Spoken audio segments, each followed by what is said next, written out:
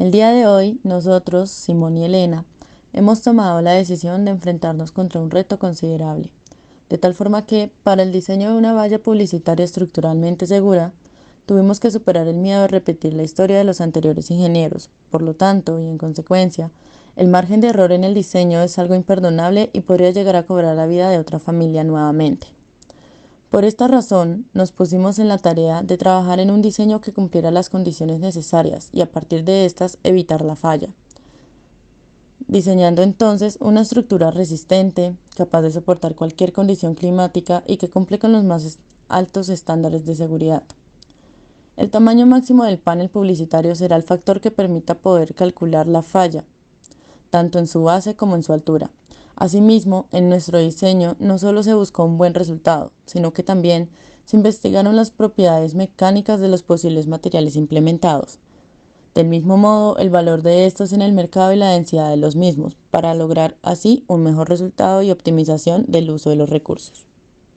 Asimismo, tuvimos en cuenta para no repetir los mismos errores que los ingenieros pasados en donde sucedió la falla, siendo en este caso un plano a 4 metros del soporte fijo. Del mismo modo encontramos 4 puntos críticos, siendo estos E, D, C y F, en los cuales nos permiten ser una guía para hallar cuántos esfuerzos existen en ese plano. Por lo tanto, se llega a la conclusión de que existen 5 esfuerzos en total, a los cuales está sometido en este caso la viga. Cabe aclarar que la viga tiene un peso despreciable mientras que la valla no lo es. ¿Por qué? Porque el valor del peso de la valla va a influir en el esfuerzo axial, que es uno de los que encontramos. Los otros 4 serían 2 flexiones, una torsión y un cortante.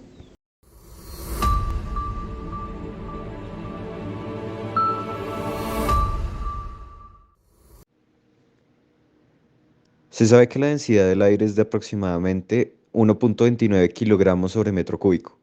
Asimismo, con una velocidad media de 1.33 metros sobre segundos, basados en el estudio realizado por la revista Cielo en múltiples puntos del área metropolitana de Bogotá. A través de estos datos es posible determinar la presión del aire, que en este caso se emplea la fórmula de presión es igual a un medio de la densidad por la velocidad del mismo al cuadrado. Por medio de esta se obtiene una presión de 1.14 pascales.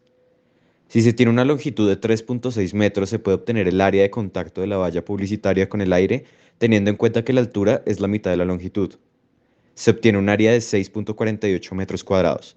A través de esto se halla por medio de la definición de presión que la fuerza distribuida es de 7.39 newtons, una fuerza bastante baja, en gran medida por su distribución y por el tipo de sujeción de la valla.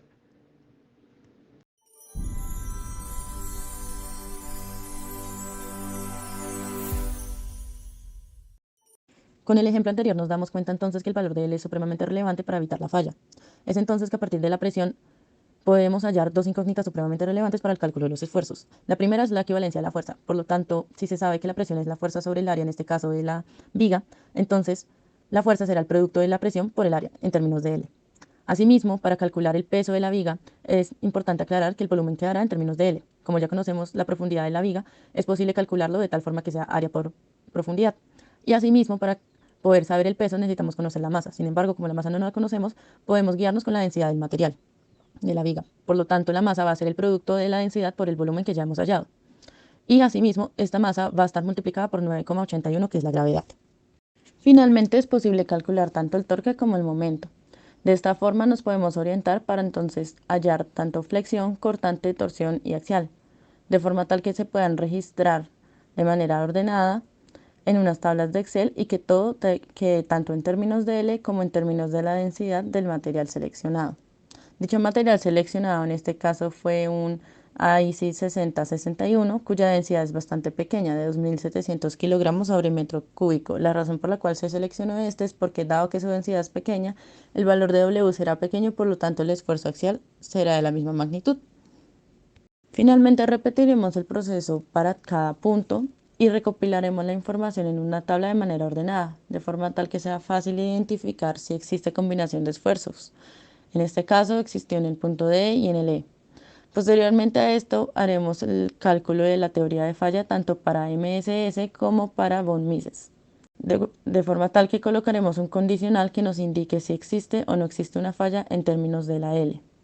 Por lo tanto, se iterará el valor de la L y obtendremos para cada caso un valor.